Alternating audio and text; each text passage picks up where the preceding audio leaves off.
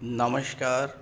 मैं वीके शास्त्री अपने चैनल के माध्यम से आप सभी दर्शकों का बहुत बहुत स्वागत करता हूं। ग्रहों के महामंत्री देवगुरु बृहस्पति 13 जून 2024 को अपने परम मित्र चंद्रमा के नक्षत्र रोहिणी नक्षत्र में गोचर कर चुके हैं और 21 अगस्त तक रोहिणी में ही गोचर करेंगे। इसके बाद नक्षत्र परिवर्तन करेंगे और अपने मित्र मंगल के नक्षत्र मृगशिरा में गोचर करेंगे। पुनः 28 नवंबर को वक्री अवस्था में रोहिणी नक्षत्र में आ जाएंगे और 11 अप्रैल तक रोहिणी में ही गोचर करेंगे और इस तरह से लगभग 7.25 महीने का रोहिणी नक्षत्र में गोचर होगा देवगुरु बृहस्पति का। देवगुरु बृहस्पति जैसा महत्वपूर्ण ग्रह रोहिणी नक्षत्र में इतने लंबे समय का गोचर हम सभी जातकों को किस तरह प्रभावित करेगा, इस नक्षत्र का मतलब क्या है, किन क्षेत्रों पर इसका प्रभाव पड़ता है, इन सब बातों पर चर्चा करेंगे इस वीडियो में। बहुत ही महत्वपूर्ण वीडियो होने जा रहा है, अंत तक अवश्य देखिएगा। सभी 9 ग्रहों में सबसे महत्वपूर्ण ग्रह हैं देवगुरु बृहस्पति। किसी भी ग्रह का प्रभाव इस बात पर निर्भर करता है कि वो किस नक्षत्र में गोचर कर रहा है। रोहिणी नक्षत्र चंद्रमा का नक्षत्र है और चंद्रमा का सबसे प्रिय नक्षत्र है और देवगुरु चंद्रमा के परम मित्र हैं। गुरु जब रोहिणी में गोचर करेंगे तो चंद्रमा के माध्यम से अपना फल प्रदान करेंगे। थोड़ा रोहिणी नक्षत्र के बारे में भी समझ लीजिए। रोहिणी नक्षत्र एक बहुत सुंदर, सौम्य और बैलेंस्ड नक्षत्र है और रोहिणी नक्षत्र में चंद्रमा को उच्च का स्थान प्राप्त है। चंद्रमा क्या है? चंद्रमा है हमारा मन। इस नक्षत्र में हम मानसिक रूप से, भावनात्मक रूप से सबसे ज़्यादा मजबूत होते हैं। मेंटली और इमोशनली सबसे ज़्यादा स्ट्रांग होते हैं। रोहिणी के देवता हैं ब्रह्मा और ब्रह्मा इस सृष्टि के सर्जक हैं, क्रिएटर हैं। इसलिए रोहिणी नक्षत्र में रचनात्मक शक्ति भी होती है। रोहिणी का सिंबल है बैलगाड़ी, जिसे 2 बैल खींच रहे हैं। प्राचीन समय में बैलगाड़ी ट्रेड और कॉमर्स का सिंबल होती थी और वृषभ राशि में गुरु का गोचर है और वृषभ राशि का सिंबल भी बैल है। बैल मजबूती और शक्ति का प्रतीक होता है। बिना रुके काम करने वाला, प्रतिकूल परिस्थितियों में भी अपने आप को ढालने वाला, कोई अड़चन आ जाए तो उसको कुचल कर आगे बढ़ने का गुण, ये सब बैल में होता है और यही गुण वृषभ राशि के भी हैं और यही गुण रोहिणी नक्षत्र में भी हैं। रोहिणी कृषि को, कृषि उत्पादों को, लॉजिस्टिक्स को, ट्रांसपोर्टेशन को, ट्रेड एंड कॉमर्स को, फूड प्रोसेसिंग इंडस्ट्री को, hotel industry, trade, tour and tourism, automobile, इन सब क्षेत्रों को रिप्रेजेंट करता है। सभी सुंदर पदार्थ, चाहे वस्त्र हों, कमोडिटी हों, कॉस्मेटिक्स हों, आभूषण हों, जेम्स ज्वेलरी हों, ये सब रोहिणी नक्षत्र में ही आते हैं। और गुरु जब रोहिणी में आएंगे तो इन सभी क्षेत्रों का विकास होगा, इन सभी क्षेत्रों में वृद्धि होगी। वृषभ राशि जिस तरह से पृथ्वी से जुड़ी हुई चीज़ों को रिप्रेजेंट करती है, वही सारे गुण रोहिणी में भी हैं। पृथ्वी क्या है? हर वस्तु को धारण करने की क्षमता, होल्डिंग कैपेसिटी। और वैसे ही रोहिणी सुंदर और मूल्यवान वस्तुओं को इकट्ठा करने वाला नक्षत्र है। आपकी समृद्धि, संपन्नता को बढ़ाने वाला नक्षत्र है। एक बहुत ही कल्याणकारी नक्षत्र है और इस नक्षत्र में गोचर करते हुए देवगुरु हम सभी का कल्याण ही करेंगे। लेकिन यही रोहिणी अगर नेगेटिव एक्ट करता है तो व्यक्ति के डिज़ायर्स को, इच्छाओं को बहुत अधिक बढ़ा देता है, बहुत अधिक भौतिकतावादी बना सकता है और देवगुरु चीज़ों को एक्सपेंड करते हैं, बढ़ा देते हैं, विस्तार करते हैं। तो इस गोचर काल में आपको अपने ऊपर नियंत्रण भी रखना होगा। धन की इच्छा इतना अधिक न बढ़ जाए, भौतिक पदार्थों का आकर्षण इतना न बढ़ जाए कि नैतिक अनैतिक का ध्यान ही न रहे। इस बात को ध्यान में रखते हुए काम करना है। गुरु जब रोहिणी में आएंगे तो बैंकिंग इंडस्ट्री, फाइनेंस इंडस्ट्री बहुत अच्छा करेगी। कृषि से जुड़े हुए सभी उद्योग धंधे प्रगति करेंगे। लॉजिस्टिक्स और ट्रांसपोर्टेशन में वृद्धि होगी। रोड ट्रांसपोर्ट बढ़ेगा, समुद्री यातायात, ट्रेन ट्रांसपोर्ट बढ़ेगा, एयरपोर्ट्स के नेटवर्क में वृद्धि होगी और सबसे बड़ी बात आपकी समृद्धि और संपन्नता में वृद्धि होगी। तो गुरु के रोहिणी नक्षत्र में गोचर का कर्क राशि के जातकों के जीवन पर क्या प्रभाव पड़ेगा, इसी का विश्लेषण करेंगे इस वीडियो में। ये विश्लेषण आपकी चंद्र राशि के आधार पर किया जा रहा है और वीडियो के अंत में मैं आपको रोहिणी में गुरु के गोचर संबंधी कुछ उपाय भी बताऊंगा। तो ये है कर्क राशि के जातकों की कुंडली। कर्क राशि चंद्रमा की राशि है और चंद्रमा के ही नक्षत्र में देवगुरु का गोचर है, इसलिए गुरु का ये गोचर आपके लिए बहुत महत्वपूर्ण है। और गुरु का ये गोचर इसलिए भी बहुत महत्वपूर्ण है कि गुरु आपके भाग्य के स्वामी हैं और भाग्य के स्वामी होकर लाभ के भाव में बैठे हुए हैं।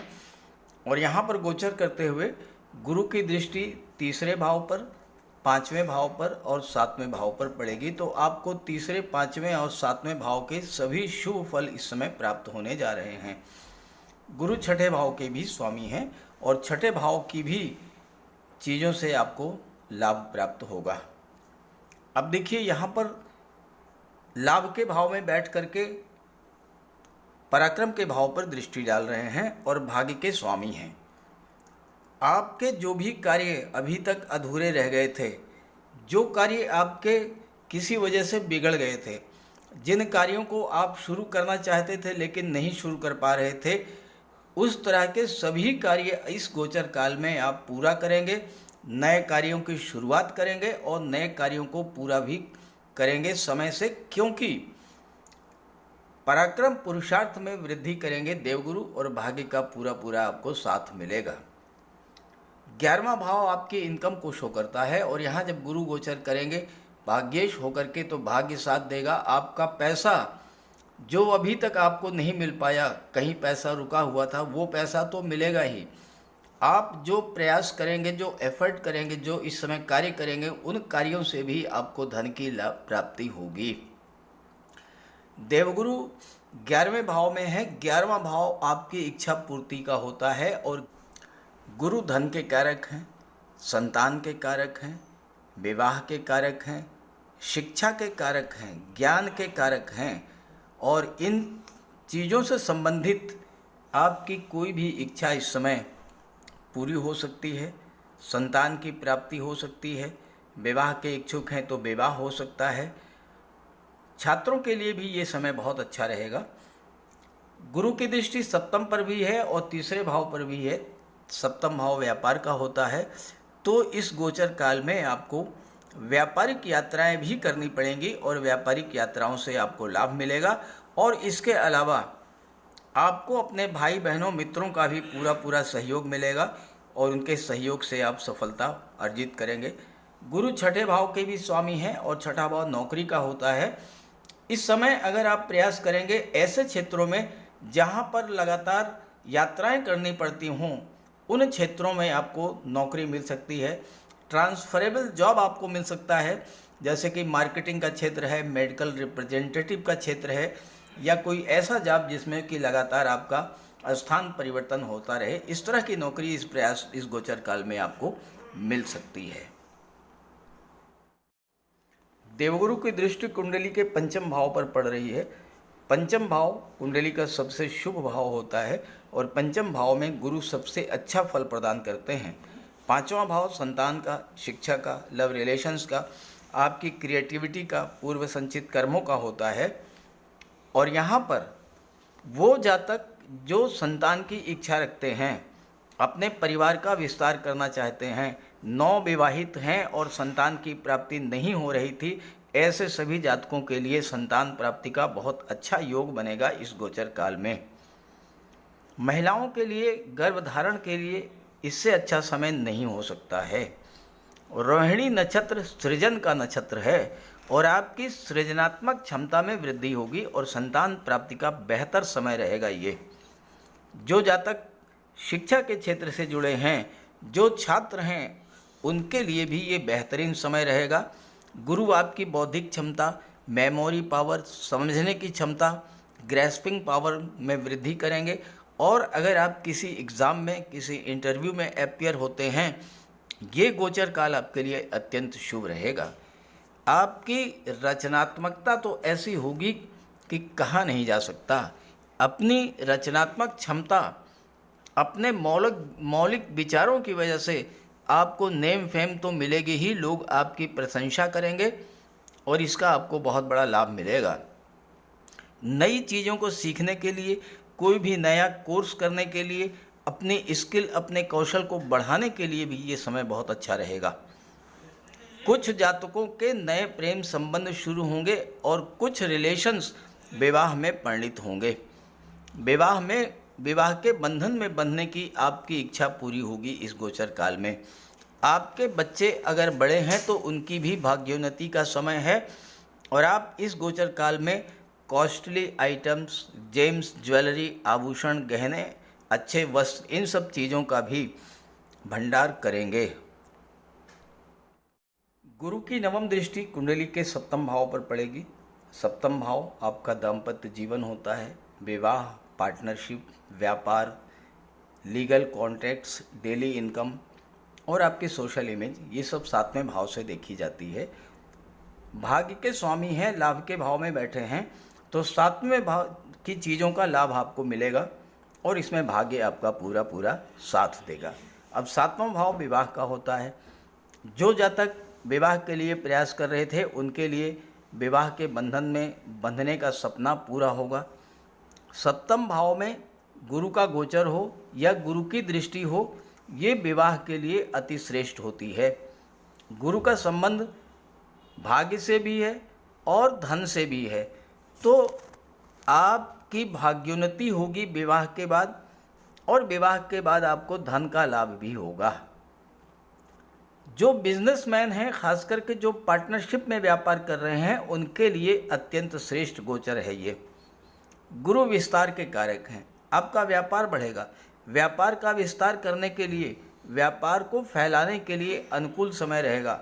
नए नए बिजनेस आइडियाज़ आपके मन में आएंगे और उनका लाभ आपको मिलेगा। नए व्यापार व्यवसाय के लिए भी बहुत अच्छा समय रहेगा। और जो लोग जॉब में हैं, चूँकि सप्तम भाव दशम का दशम होने के नाते आपके कैरियर प्रोफेशन को भी शो करता है और गुरु छठे भाव के स्वामी हैं, जो नौकरी और कंपटीशन का होता है, तो आपके कैरियर की दृष्टि से भी ये समय बहुत अच्छा रहेगा। इसके अलावा जो जातक कृषि उत्पादों का व्यापार करते हैं, फूड प्रोसेसिंग के क्षेत्र से जुड़े हैं, ऑटोमोबाइल्स के क्षेत्र से जुड़े हैं, टूर एंड ट्रैवल के क्षेत्र से जुड़े हैं, जो जातक रियल एस्टेट से जुड़े हैं, होटल इंडस्ट्री, और जो जातक रियल एस्टेट से किसी भी तरह से संबंध रखते हैं, उनके लिए इस समय बहुत अच्छा रहेगा। साथ ही साथ जो लिक्विड्स का व्यापार व्यवसाय करते हैं, मिल्क है, डेयरी प्रोडक्ट्स है, मिनरल वाटर है, इन सब चीज़ों का, जूस है, कोल्ड ड्रिंक्स है, ऐसे सभी जातकों के लिए ये गोचर बहुत अच्छा रहेगा। इस गोचर का लाभ उठाइएगा। और कर्क राशि के जातकों के लिए गुरु के गोचर के संबंध में, रोहिणी नक्षत्र में गोचर के संबंध में कुछ बहुत आसान से उपाय मैं बताने जा रहा हूँ। अगर आप उन उपायों को करते रहेंगे तो आपको विशेष लाभ होगा। रोहिणी नक्षत्र चंद्रमा का नक्षत्र है और रोहिणी नक्षत्र में देवगुरु के गोचर का सबसे बड़ा उपाय है भगवान भोले शंकर की आराधना। ओम नमः शिवाय की एक माला का जप अगर आप प्रतिदिन करेंगे तो रोहिणी नक्षत्र में आपको बहुत अच्छा फल प्राप्त होगा।